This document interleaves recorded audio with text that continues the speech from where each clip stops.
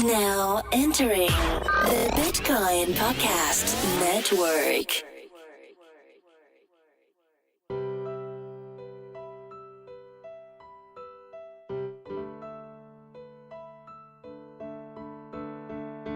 Today's episode is brought to you by KeepKey, the easy, safe, and simple way to protect your Bitcoin, Ether, Litecoin, and many other digital assets.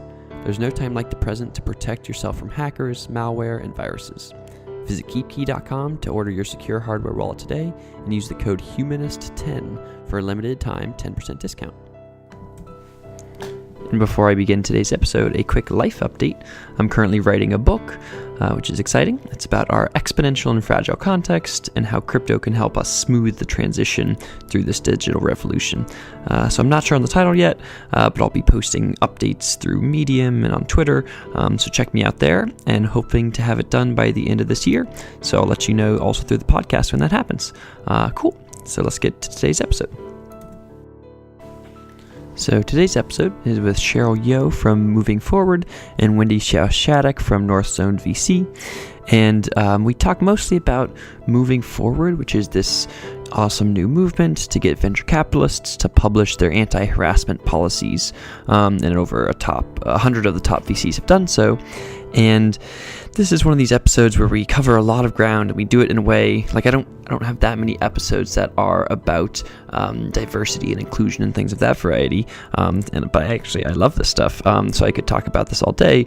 But I'll say kind of 4 big takeaways or big things that are on my mind after doing this episode and re-listening to it. So the first is, when you listen to us, you could think of Cheryl, Wendy, and I as being kind of diversity-needed advocates. But that's not actually what we're trying to do, I don't think. What we're really trying to do is just say, hey, first, be intentional and be deliberate about your life. Have self-awareness, do some retrospection.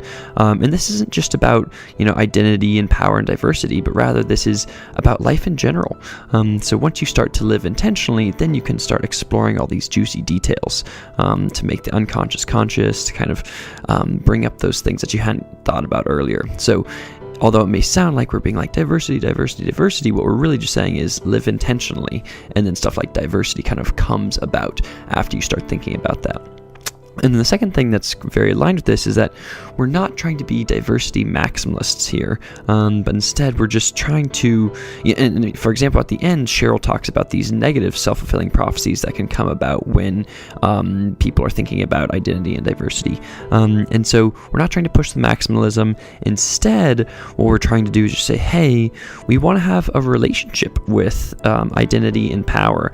And what we're trying to do is to get texture, to explore, and to kind of explore these dialectics and these ideas and these interesting things around identity and power. So this is all to say, we're not trying to be diversity maximalists, but we're just trying to live intentionally and explore some of these relationships around identity and power. So that's the first big point. The second point is, it's interesting to hear Wendy and Cheryl's optimism for crypto. From kind of a values and culture perspective, and I mostly agree. Wendy's optimistic because she thinks there's this great culture of critiquing and free speech within the community, and it makes sense because it's kind of libertarian leaning and what have you, very open to debate. And this is awesome because when you play long-term iterated games that have people being open and vulnerable with each other, then that kind of vectors positively. So that's why Wendy is excited about the culture within crypto, and then Cheryl's optimistic because she sees these underlying values in crypto as being aligned with other good values of things that are happening in the world. So, crypto believes in decentralization and transparency and inclusion, and those are also the same things that are driving various social justice movements around the world. So that's why Cheryl's optimistic. And then the third point here is, it's kind of funny thing around me trying to be an ally, and trying to actively decentralize power away from myself and towards historically disadvantaged groups. And this is really hard. And so we talk about this a bit. It's weird because as you do this, and if you're a male out there or a white person out there listening, then you'll know what I'm talking about, where you're trying to be good, and you're trying to join or help out with these diversity movements, but what will happen is you might actively be rejected from things because you're an American white male. And this could be actually being denied from something like speaking at an event or joining an event. It can also be denied from joining some like exclusive groups, whether it's Slack groups, Telegram groups, whatever. And initially being kind of actively denied in an exclusive manner can feel kind of uncomfortable, and you can get kind of annoyed or angry. But I think in those times, it's great to remember that that's the goal. The goal is to decentralize power away from traditionally powerful groups like yourself. And so them saying no to you is actually what you want. And the other thing is, beyond that being the goal, when you think about it, it's like when I'm clearly being excluded because of my identity, being a rich white American male or whatever, that's one thing, but that is just a different kind of exclusion, but still exclusion when you have someone like Ellen Pao in her book Reset, and this is true for lots of women who are operating in business. Ellen Pao in Reset, she talks about essentially this death by 1,000 cuts thing, where it's just day in, day out, this barrage of constant discrimination, and they're just two different things. And so, for me, I was from the start told as a rich white American male, hey, look, you deserve power, go get it, we'll give it to you. And then now, as kind of stuff is changing, I'm trying to decentralize power away from myself, and people are trying to decentralize power away from me, and I'm being actively excluded from things. And that's different than being told from the start, no, you don't deserve power, and having this death by 1,000 cuts thing. So this is all to say, if you're trying to be an ally, A, congrats for trying to be intentional, for trying to have a relationship with identity and power, and B, it might be a little bit uncomfortable, but you gotta kind of hope you get said no to, and also be aware that that explicit sign of power decentralization is different than the death by 1,000 cuts version that other groups feel. Okay, so then the final piece here is that if you're a crypto hedge fund manager, or you're someone in the crypto VC world and listening to this, you should definitely look into moving forward. And not only is it kind of intuitively the right thing to do, but it's also highly aligned with the values of crypto. It uses some of these awesome new power dynamics like meme spreading, hashtag spreading, and also open source stuff that crypto also uses. And then also a bunch of the top venture capitalists have done it. So these are including some of the crypto VCs like A16Z, USV, Sequoia, Scalar Capital, etc. So if you're a crypto hedge fund manager or VC listening to this, check out venturemovingforward.org and give it a shot. Cool. Okay, so with that, I will stop nerding out about diversity and identity, and I'll let you listen to myself and Wendy and Cheryl chat about diversity in tech and venture capital and crypto. Enjoy. Everyone, my name is Reese Lindmark, and you're listening to another episode of Creating a Humanist Blockchain Future. And in this podcast, we take a systems thinking approach to doing good in the world, and we have a couple different series that focus on different system scopes. And today we're focusing on two of those series, both Series A, macro systems, where we ask the question, where are we as humanity headed?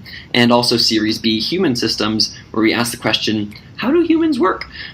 So today I'm actually very excited by this episode, and I'm very happy to introduce two folks to the show. The first is Cheryl Yeoh, and the second is Wendy Xiao Schadeck. And Cheryl is an entrepreneur and the co-founder of Moving Forward, an initiative in the venture capital community to foster a diverse, inclusive, and harassment-free workplace. And then Wendy is an investment manager at NorthzoneVC, which is a VC firm with 22 years of experience investing in Europe and the US. And Wendy currently specializes in crypto at that fund. And so Cheryl and Wendy, thanks so much for being on the show, and welcome. Thanks for having us. Thanks, Reese, for having us. Woo! I'm excited.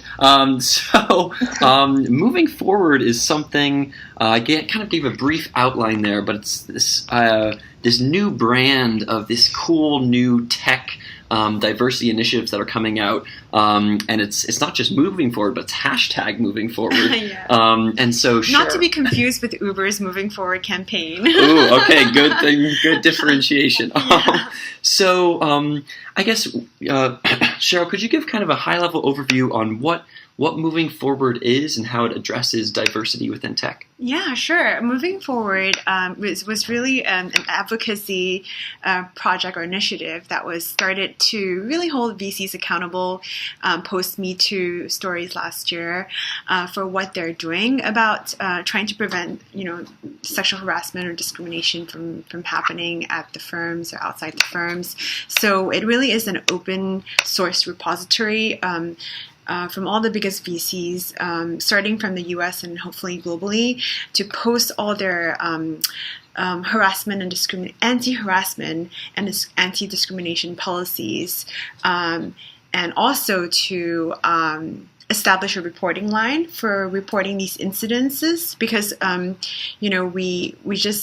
we've learned that through the Moving Forward project that a lot of the VCs, maybe as many as 80% of them, just didn't have it before.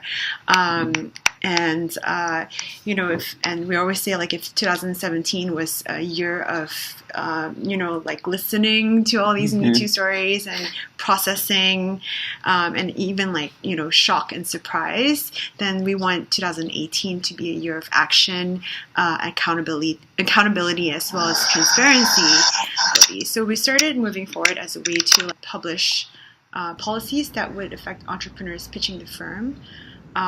Mostly because the relationship between an entrepreneur and a VC is tricky. It's not governed by any legal policy because it only covers employees.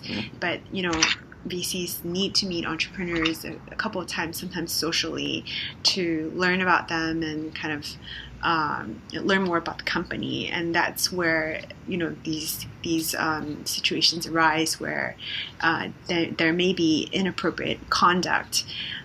So that's kind of where we come in and try to change the conversation going forward to address potential issues in this environment. Cool.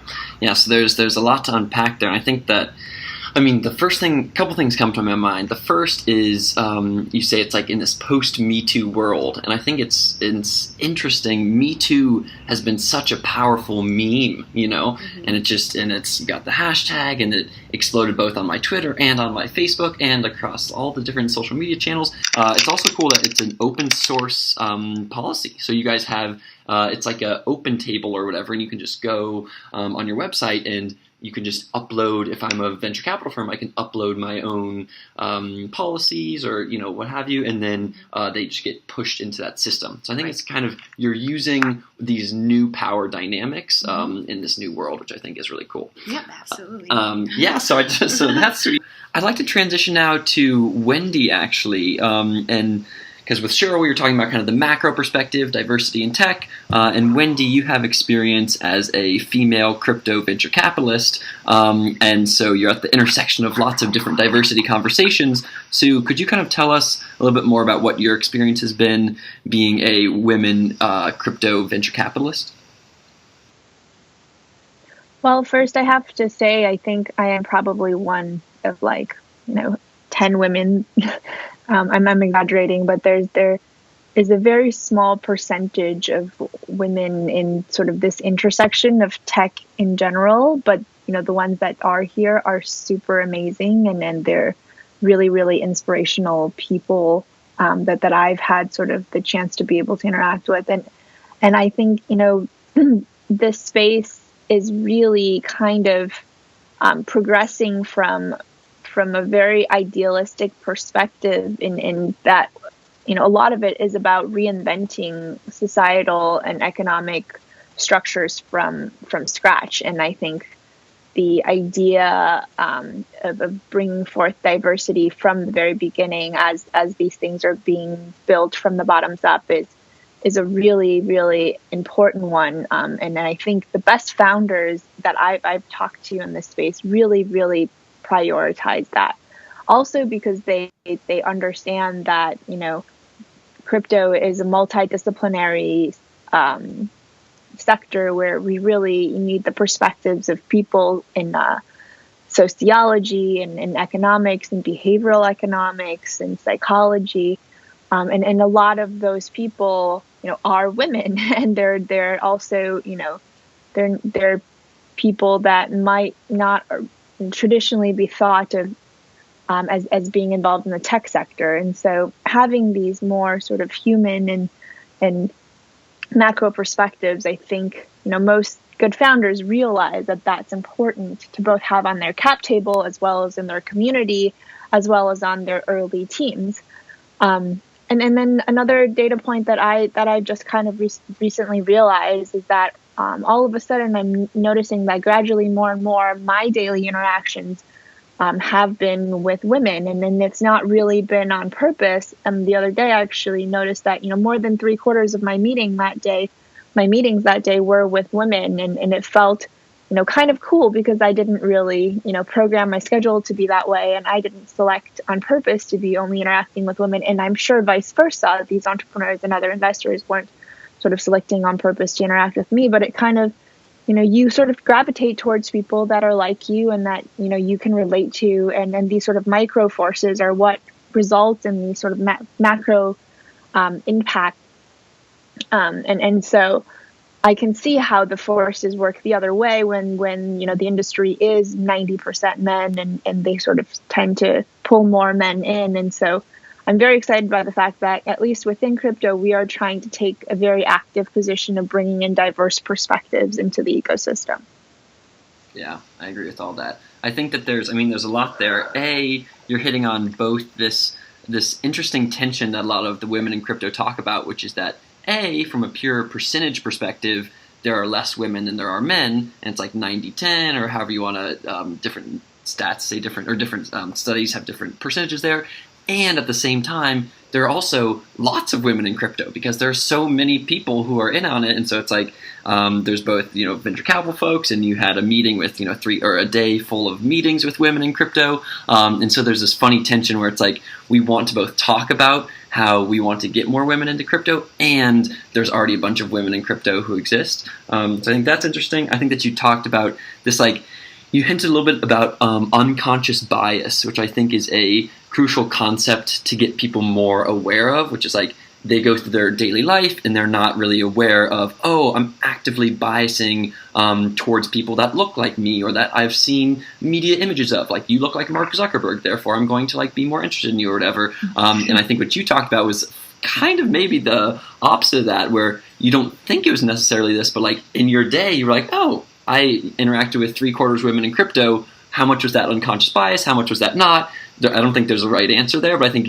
as long as you're asking the question, that seems good. Yeah. And then the final piece I was going to say actually was that the micro to macro, I think, is a huge thing where everybody can start making these micro adjustments, and then we can have this much bigger macro impact. So those are my 3 takeaways. Cheryl, did you have any response? A couple of things did resonate with me, Wendy, as well. Going by the last statement about micro to macro, I think as long as we, as founders and VCs, be self-aware and like Wendy, always ask ourselves, did I come, about this decision based on some sort of unconscious bias, and analyze that to then kind of determine, is this a good decision or not? It's a really good step. And it's interesting that, 3/4 of the women you talked to that day were women. And I actually think that, in crypto, and I'm new to the crypto space as well, that I've heard that one conference had 96% male speaker and 4% female speakers, which is kind of representation of the ratio in the industry. It is very tough when you don't find people at a conference, speaker or audience that look like you and that you can relate to, as you mentioned. And then there is this sense of fear that, I'm not qualified, especially when women, think that way. They always tend to ask themselves, are they qualified enough to be in this space? Whereas, you look around this room and you see a bunch of men that don't know anything. Yes. Right? Well, it's interesting because I think a lot of women in crypto feel probably that they are more qualified than some others, but it feels like, it's again, these subconscious biases. I think, there's a really great book I recommend to everyone called Thinking Fast and Slow that gets really, to the details of how this all works and your systems of thinking. how they lead to decisions that you didn't know that you made. But I think like our entire world functions on subconscious biases, and so many decisions are arbitrarily made because of them. And it's really kind of the frustration is when you see men being pulled up by each other to the top due to these kind of,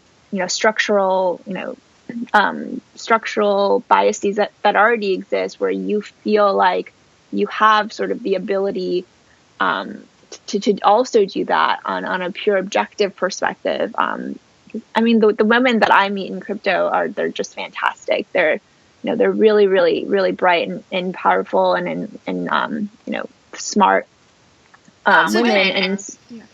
That's interesting. The women that you have talked to, that you mentioned, are super amazing and brilliant, are the ones that are self-filtering themselves out to the 4% female in crypto. I think the problem is changing that ratio to be higher, right? Yeah, and right.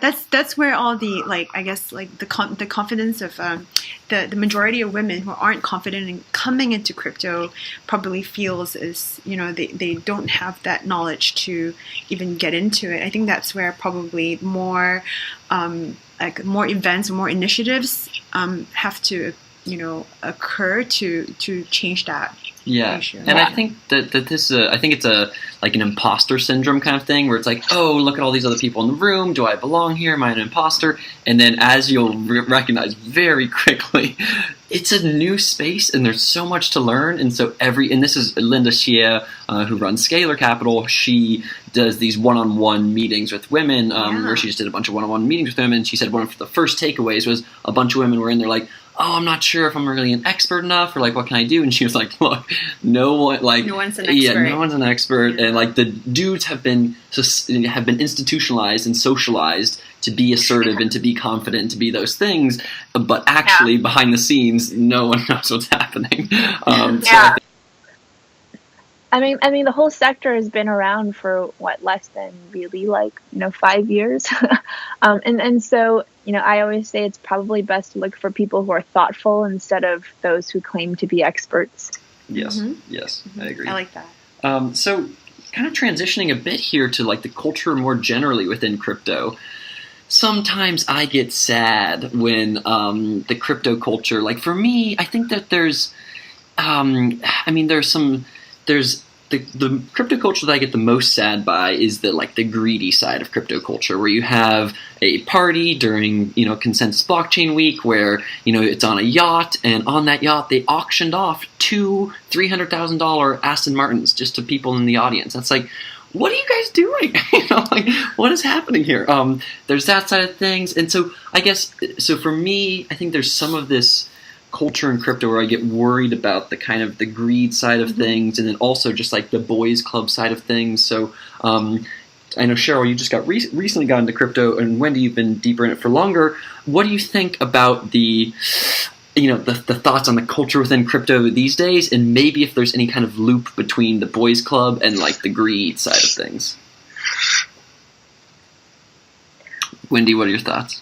Yep. So I think it's some of it might be somewhat gendered, but for the most part, I do think it is kind of a symptom of a market, of a market phase, and hopefully a short-term symptom. I think the fact that we can sort of openly critique these things, and we're self-aware enough to openly critique them, makes me, overall still optimistic. I don't think it's the majority of people in crypto that think this is the way we should and we should spend capital. But I think what sometimes irks me a bit more is that there is a bit of this in versus out group, early adopter versus late adopter mentality that is a little bit barring to kind of outsiders who are curious and want to adopt and are interested in learning more. So we use a lot of jargon, and we use a lot of jargon without simplifying it or making it understandable for the average person, man or woman. And we use terms like no coiner. I think that's kind of the behavior that I really would like to see less of, because I think it actually impedes adoption of the mass market by creating this kind of exclusive clique kind of feel that that's kind of the opposite of what crypto is about. And so, I think that might be somewhat related to the Aston Martin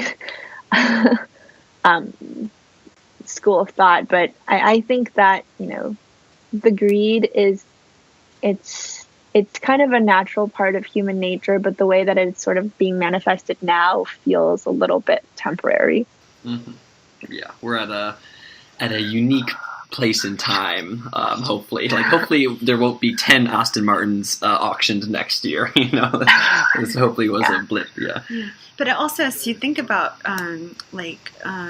I guess in cryptocurrency, the values within it, right? Like are transparency and inclusion and all that, and yet the behaviors that sometimes exist that are exhibited by the founders aren't quite, like the same. I mean, what they're building, technology maybe reflects that, but maybe they're not actually including employees that are more diverse, not just from a gender perspective. And I also wanted to highlight that moving forward isn't just about a gender thing. Yeah, thank you. It really is about a diverse group addressing issues within that and biases that may happen, discrimination that could happen to a group of diverse people or underrepresented minorities as well. Yeah.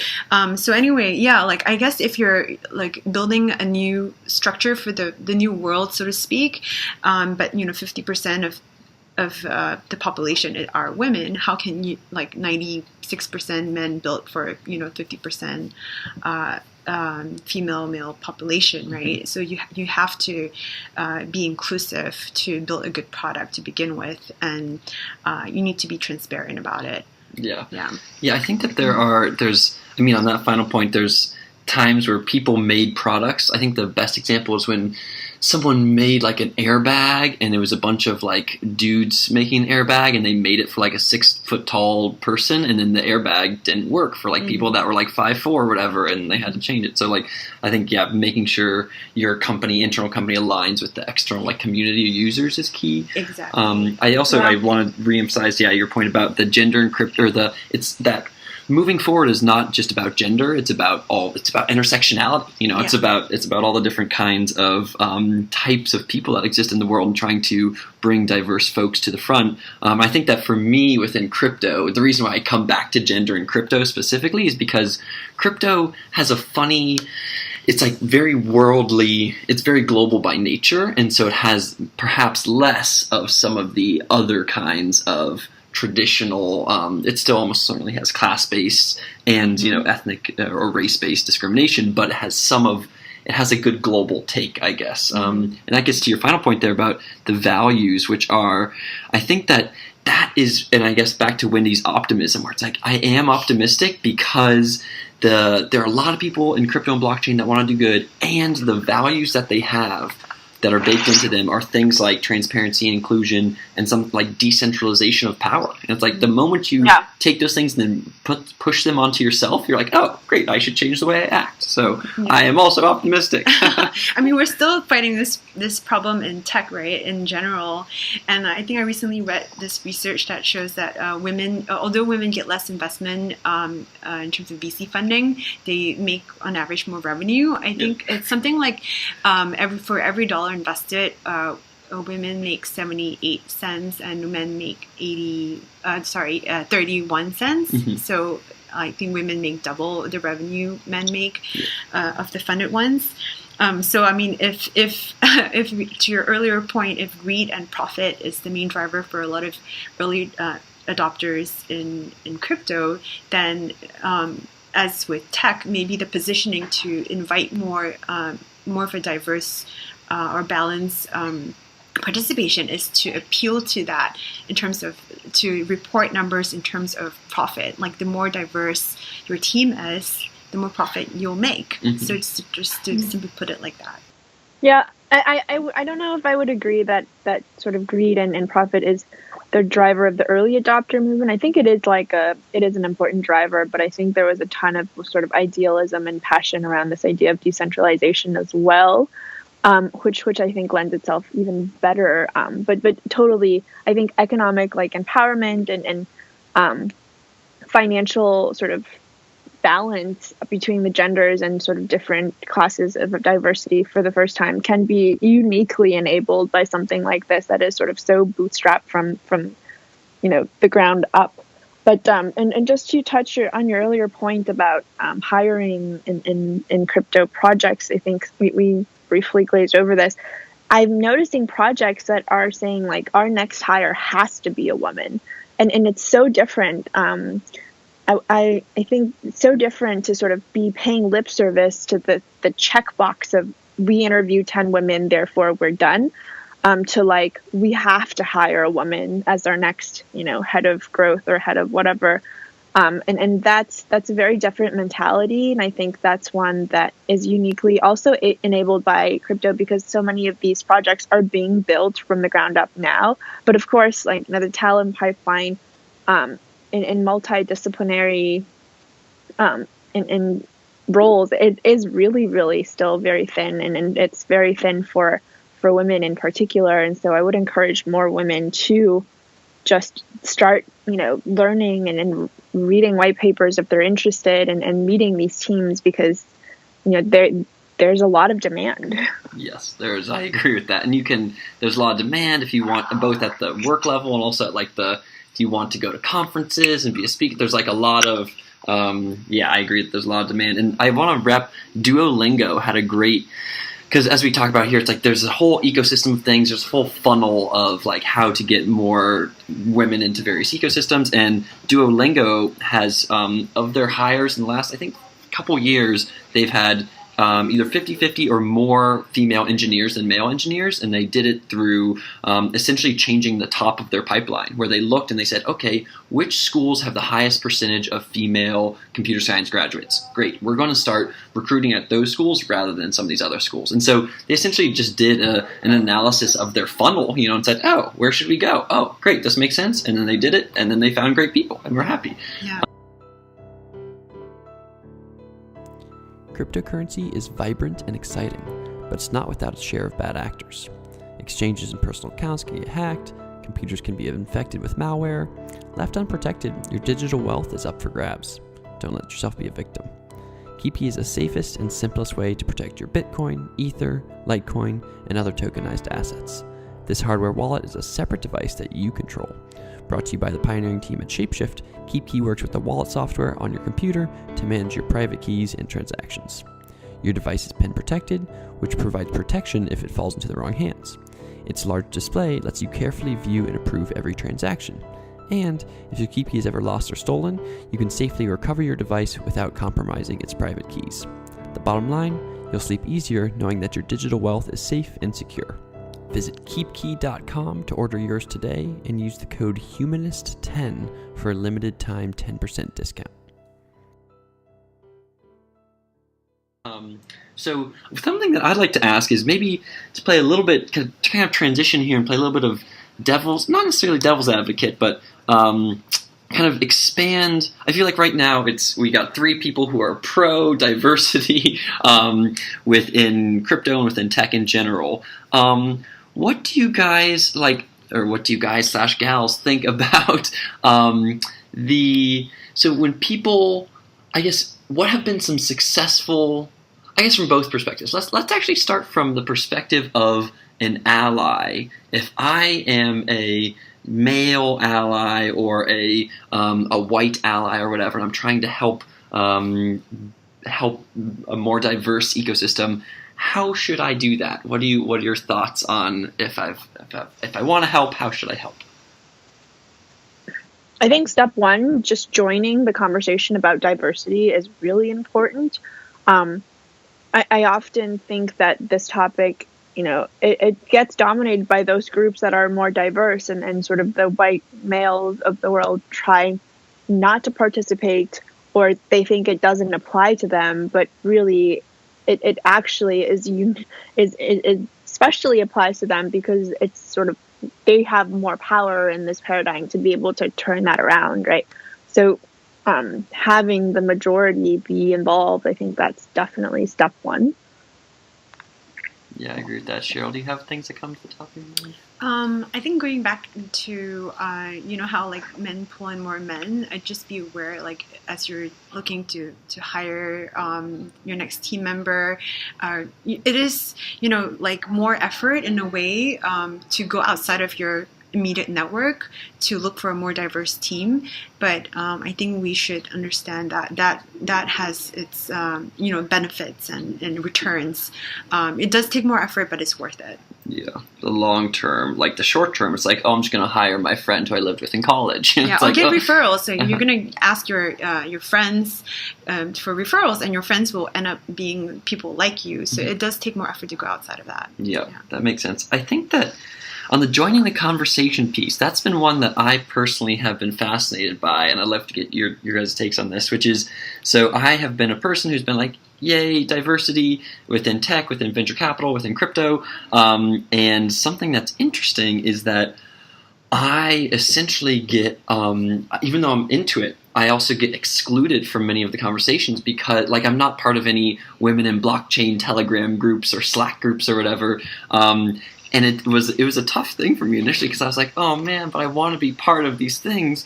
But also, I think just it makes sense for there to be specific spaces for specific identities. And B, if I'm a person who has been, this is a tough thing to get over, but it's this power piece that you were talking about, Wendy, where it's like, I've essentially been told by the world and society and all things up until now, you are a person who deserves power, who needs, like, go get the power, Reese, and like, you deserve it, and here it is in your lap. And all those death by 1,000 cuts, while on the other side, like, if you read Ellen Powell's Reset, it's just like, day in, day out, the things that you guys experience are like, it's not like clear exclusionary, no, you can't join this women in blockchain Slack group, but it's rather just like this long-term unconscious bias, death by 1,000 cuts thing. So I guess, what are your guys' thoughts about, for people like me, when they try to be an ally and when they try to join the conversation, and then they might feel excluded from it, or they might feel like it's hard to push power away from themselves. What are your thoughts on that? Well, I really respect, Reese, that you are such an active part of this conversation. I think that is really important, and it's one of the reasons why you're so awesome for crypto. And then the other, it's hard for me to sort of step out of my own position to say what kind of efforts should be done from the other side. But the way that I look at it is really, it's not really identity based, it's kind of cause based. So I see, women in blockchain groups is not only limited to women. Sometimes there'll be things passed around, like, they're looking for a speaker slot at this panel. And people have different sort of feelings about how they'd like to be portrayed or not as the token woman on a panel versus just being as represented as a speaker. And I think that's a very nuanced issue that that people deal with individually. But I think this type of environment should be cause based. It should be about diversity, and it should be like moving forward where you're all kind of in it together to promote diversity, and each person has a different kind of role to make. A woman with a role to play. It could be a woman that's within the ecosystem, a woman that's out of it, like we talked about earlier. It could be a man that's in the ecosystem, a man that's out, and all sorts of other ways you might define yourself. I don't think the group is there to give you an identity. It's there to kind of give you a cause. And then people sort of, based on how they interpret their own identities, can feel like how they feel is best to help this cause. I think there are like I'm seeing some efforts. Like I think there's like Crypto Chicks, events, and like Linda, she, like you mentioned, has one-on-one conversations with women interested in crypto. I think men can do that too, because a lot of these initiatives are started by women, but I think men, to be allies, they can initiate them too. But I also want to say that men can be allies in terms of observation. Like if we talked a lot about subconscious biases and unconscious biases. So there's probably a spectrum of people who are more aware and less aware of these things. So I guess if you are a person who's more aware of these biases and you see something happening, then say something, right? Because most of the time the problem is you notice that, oh, that's not an appropriate thing to do or say. You just keep quiet, and then it propagates, right? And that's kind of how Me Too kind of blew out, because it's been happening for decades. It's just that nobody talked about it. And to this point too, there's I wanted to clarify, like, sort of I've been asked a lot, like, the difference between Moving Forward and Always. There's another group where a lot of female VCs came together and started Always, which is trying to promote diversity in tech and get more female founders funded, as well as increase the number of female partners as in VC. So there are a lot of efforts that you can do to increase diversity and inclusion at your company and all that. And I would say the difference that Moving Forward was trying to address was to address the consequences for in a way, a bad behavior. So while there are good efforts to be promoted, what happened last year with the Me Too was that nothing was being done to address inappropriate behavior. And whenever there's this power imbalance and gender imbalance in a certain sector, there is room for then harassment or discrimination. And when and inappropriate behavior goes unchecked or unaddressed, then the behavior propagates. So, which is why I think Moving Forward was really started to address, okay, like, hold these people accountable. Like, there are consequences for bad behavior, and here's what would happen if this bad thing happened, and just to really give entrepreneurs the confidence that they will be protected if they ever encountered that issue. And so I think we initiated this for the tech world in general, and now we have 104 of the biggest VC firms in the U.S. Joining.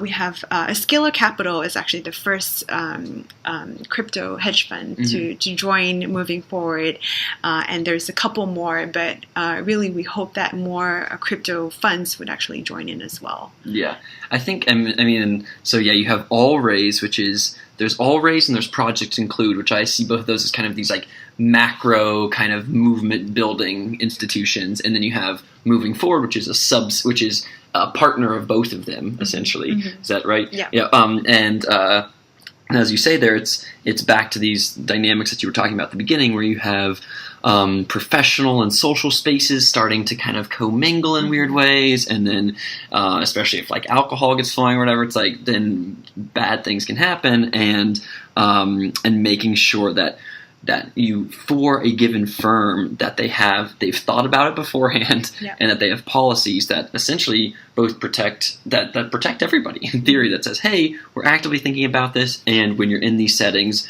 everybody will be abiding by these anti-harassment and anti-discriminatory policies. And as you said, there are it started within the tech world, but it's also moving into the crypto hedge. There are, I think, 200 crypto hedge funds. This was as of maybe a couple months ago too. And so if you're a crypto hedge fund out there, where do you go, by the way, to movingforward.github.com or something like that? Well, the easier one is venturemovingforward.org. Okay, venturemovingforward.org. Okay, yeah. That's the easy place. I'll also rep that at the end. But before we do that, I want to ask a philosophical kind of question here, which is, I guess the one other thing that I try to do, we'll ask this, and then I'll ask one other kind of devil's advocate question. When you were talking about observation there, Cheryl, I think that that is something that I think is very key for men to do as well, for men and other traditionally advantaged groups like white folks, to think about their what percentage everybody is talking in the conversation. It's been something that I've been trying to be aware of in this conversation. I'm not sure how well I've done, but is just to say, hey, in any given conversation, how much are the dudes dominating it? And surprisingly often, the dudes are dominating the conversation. What do you guys think about that as a okay metric or an okay action for people to be aware of? in terms of percentage of time people are speaking. Yeah, percentage of time people are speaking. Yeah. Yeah, and that's, again, not gender specific, right? Yeah. I mean, you may notice that, but it's also the introverted ones that don't speak up. And to be aware, as a leader, you should lead by example, and you want to hear as many opinions as you can to get perspectives, and the loud speakers aren't always the right ones, right? Yeah. So to your point, I think that is a great way to, like, culturally set a good culture for your organization. I like that. I think that I'm just right now reading Quiet, which is a book about introverts and how they can still do stuff in the world. Yeah. Excitement from Wendy. Wendy, are you an extrovert or an introvert? I think I used to be, and then I trained myself to be an ambivert. Yep. Nice. Yeah. Yeah. I have been hyper extroverted for most of my life, but I'm kind of becoming more introverted. Me too. I think people do that as they get older. Yeah. And so that's another one, talking about I think that, like, the intersectionality of identity. It's like, that is one that is crucial, and especially in the business world where it's taught that extroversion is the thing. But just one point on that. I think there's a lot within sort of the investor-entrepreneur relationship where the investor sort of expects the entrepreneur to come to where he or she is, mostly he. And I think there's a lot more that needs to be done to go to the speaker to meet them where he or she is, to understand sort of what context, they grew up in, what drives the way that they think. And that's sort of the best way to objectively interpret a message, rather than expecting kind of everyone to speak yours. That sounds kind of like, the golden rule. But I do think that that's something that's very easy for people to implement today. So if this person sounds ridiculous, at first glance, assuming that everyone is rational, like what really led them to, their thought processes to where they are today. Maybe they are more of an abstract, big picture thinker. Maybe they're more of like a detailed analytical thinker. And then how do you interpret that message and make it useful for you? I think as a crypto leader and an entrepreneur, to your point, Cheryl, it's like they have to be able to lead even more by example rather than by dictatorship, because this whole thing about building community and growing a protocol, it's a very decentralized style of leadership that we really haven't seen in traditional tech. And so it's I think being able to leverage your interpretation of others based on where they are is a really important skill for leaders to hone in on for this paradigm of tech. Yeah, and it's kind of like new power versus old power, right? Like new power leverages the masses, and if you want your protocol to be adopted by the masses, then you need to learn how to lead, like, I don't know what, 20,000, tens of thousands, hundreds of thousands of people from like far, and kind of like, how do you do that? And I think leaders in the crypto space have to evolve to meet that. And I think it's both leaders. There's the entrepreneurs in the crypto space, and also what I heard you saying, Wendy, was if you're a venture capitalist who is listening to an entrepreneur and like, oh, should I fund this person? And it's like, oh, they're not being a classic Sand Hill Road confident entrepreneur or whatever. It's like, oh, then I say no to them. And it's like you gotta both change your paradigm because it's more in alignment with the crypto world. And one of my favorite Khalil Gibran quotes is, between what is meant, what is said, and what is heard, all love is lost. And so it's like, hey, I'm the entrepreneur. I'm meaning to say something, but I accidentally said this other thing. And then you, on the listener, you're projecting yourself onto the world, and you're hearing something different. And we actually are not even talking about the same thing, even though we think we're having a conversation. So, I think that happens often. So to transition maybe into our final bit here, I think that some people that might be listening might be like, oh man, these people are like, they're diversity maximalists or whatever. And I think that I don't think any of us are diversity maximalists. All of us are looking at the world and we're all having a relationship with identity as a thing. We shouldn't just purely think about the world. We should think about who is operating in the world and the identities of the people operating in the world. But to just provide a little bit more texture around identity and maybe to provide a little bit of devil's advocate stuff, I hear people sometimes, I'll come up with a random devil's advocate thing and then hear what you guys think about it. So what do you think about when people say like, hey, we can't concentrate on like hiring diverse folks right now because we don't have time for it. We don't either have time for it, and they're not there, and they're worse or whatever. What is like a possible response to that? Well, I think like I said before. Sorry, just real quick. Like I said before, it does take more effort and time. But then time and time again, like research and like a lot of studies have shown that if you do put in the effort and you have a diverse team, you do reap the rewards in terms of more profit, more revenues and things like that, and you become a better leader as well. So it does take more time, but that you do have to put in the work to get the best results. Yep. Wendy, what were your thoughts? Sorry for intersecting you there, Cheryl. It's I think every action you take in this world is a choice. So when you're not choosing one, you're choosing the other. And some choices are harder to make than others and require sort of you to overcome more friction. But, I think every choice is deliberate. And that is because there are already so many other forces working in the world. I think people want to be able to say, if I'm blind to identity or gender or race or socioeconomic class, etc., then everyone should be, and we can all operate like we're all equal. But in that sounds kind of great idealistically, but in practice, that's not how the world works. The world was built based on a context, built on thousands of years of accumulated bias and decisions of others. And even when you think you're being completely unbiased, that's probably the most dangerous, because you are always inherently biased. And so then if you leave them unchecked by basically, saying, I'm not biased, I will never be, you are leaving your bias unchecked, and that makes them even more powerful to sort of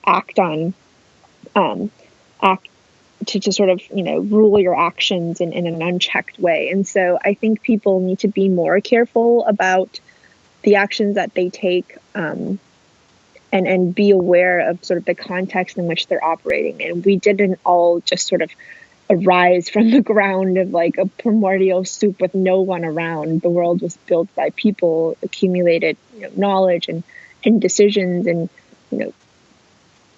these sort of subconscious choices have built the structures that will continue to function the same way that they do today if we don't do anything to change them.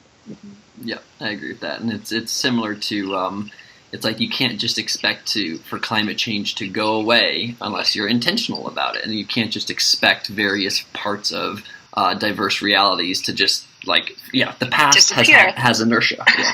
And I also think exactly. I think that the key thing is it's not like you need to go in and say, oh man, we need to fire all of our rich white American dudes and hire a bunch of, but you can just, as long as you're being deliberate and intentional about it, that the word used there was, I think, deliberate. It's like, that is key. That's huge step one. And once you're doing that, maybe you don't hire a woman next time, or maybe you're not following more women on Twitter, but at least you're actively checking yourself against it. So I super agree with that, Wendy. And then for you, Cheryl, you talk about it changing results, which is true. You talked about a venture capital study. I heard a hedge fund study that was similar. And it also reminds me of this great book called An Everyone Culture, which is about these developmentally driven organizations. There's one, Bridgewater, which is run by Ray Dalio, it's one of these organizations, and it's really well known for everybody being hyper transparent and for really pushing time and energy into making sure their employees can learn. And initially, everybody has the initial response was oh, we don't have time to make our employees learn or whatever. And it's no. the results will be massive in the end if you put in this like learning culture into your organization, and then you'll reap the rewards later on. But people have that initial kind of response like, we can't do it yet. Okay, so with that, are there before we wrap up, any final thoughts from either of you? Well, it just made me think like it's so interesting that we're now like pushing people to be more conscious about like diversity and gender balance and all that. But I remember when I was an entrepreneur and pitching, for funding in 2010 and 11, I specifically like did not even the issue of my own gender didn't even come up. Like I wasn't thinking in my head, I'm a female entrepreneur. Like my gender doesn't precede my occupation. I'm just an entrepreneur. Just be yourself and be good at what you do, and prove yourself by doing and not saying. Of course, their concerted effort has to come about from the leaders in the space, but from the entrepreneurs, I think, just kind of present your best self. Yeah, I like that. Wendy, any final thoughts from you? You don't have to. I think I've already spewed most of my thoughts earlier, but I think it's a great topic that you're bringing to the forefront of attention, Reese, and Cheryl, the work that you've done in the sector also just really, really inspiring. I loved your blog post. I remember being just like personally incredibly saddened when that was all happening, and trying to figure out how to deal with some of the repercussions of what what has been sort of not acknowledged for so long. And so I'm glad we're talking about it. I think it's really and about how we can change rather than sort of what's kind of wrong with the system and how it's broken. And so with crypto in particular, I just want to reemphasize that this is an incredible opportunity for us to be able to rebuild a lot of these things from scratch, to design token economics and incentives to get different people to come into the ecosystem. Make sure those incentives are designed by the people that you also want to attract that are like them in the future. Because if you cut out women, or if you cut out any ethnicity, it's to the detriment of the community, because the idea is you want this holding base of your token and in the long run to grow as large as possible. And so I think everyone's sort of incentive is aligned to make it work, but getting the details right is definitely the hard part. Yep. Yeah. It's always in the details. So Wendy, what's your just so if people want to search you up on Twitter, what's your Twitter profile? My Twitter is WEN_XS. WEN_XS. And if you are a entrepreneur looking for someone to help with on the crypto side, definitely check out Wendy and/or NorthzoneVC. And then Cheryl, what is your Twitter profile? It's at Cheryl Yeoh, CHERYLYEOH. And then moving forward, so if you're a hedge, I know that there will be some crypto hedge fund friends who are listening to this, and so if you're a crypto hedge fund person, at least check out and go to venturemovingforward.org. Yes. Nice, I remembered it. Cool. Well, thank you again so much, Wendy and Cheryl. This has been a fun conversation for me, and we will move forth and be optimistic, hopefully still, about the future of diversity in tech, and diversity within venture capital, and diversity within crypto. Thanks. Awesome. Thanks for having us again. Thanks for having us. Sweet.